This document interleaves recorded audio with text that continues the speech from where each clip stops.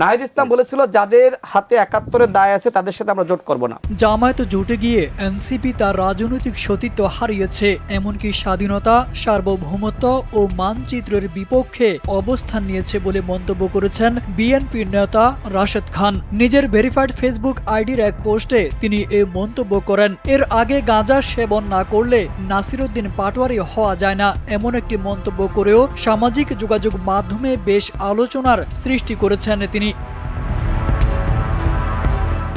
রাশেদ খান লিখেছেন, জাতীয় নির্বাচনের আগে এনসিপির আহ্বায়ক নাহিদ ইসলাম বলেছিলেন এমন কারো সঙ্গে জোট করব না যার ৭১-এর দায় আছে। নাসিরউদ্দিন পাটোয়ারি বলেছিলেন জামায়াত স্বাধীনতা, সার্বভৌমত্ব ও মানচিত্রের জন্য হুমকি। এক্ষেত্রে ৭১-এর দায় নিয়ে জামায়াতের সঙ্গে জোট করা রাজনৈতিক সতীত্ব হারানোর শামিল নয় কি? 5+ স্টার রেটিং প্রাপ্ত দেশের সর্বোচ্চ বিদ্যুৎ সাশ্রয়ী ওয়ালটন এসি। স্মার্ট কমফোর্ট এখন নেক্সট লেভেলে।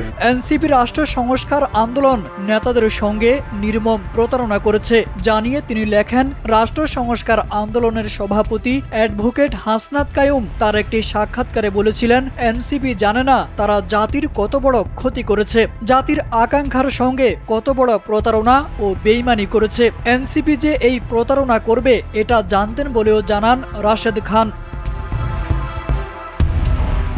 জাতীয় নাগরিক পার্টির নেতাদের বয়স কম হলেও তারা ইতিমধ্যে 14-15 মাসে যেসব বিতর্কে জড়িয়েছে, এটা বড় কোনো দলের বড় নেতারা 30 বছরের রাজনৈতিক জীবনেও জড়ায়নি। তাদের এসব বিতর্কের দায় আমরা কেন নেব, এমন প্রশ্ন ছুড়ে দেন রাশেদ খান।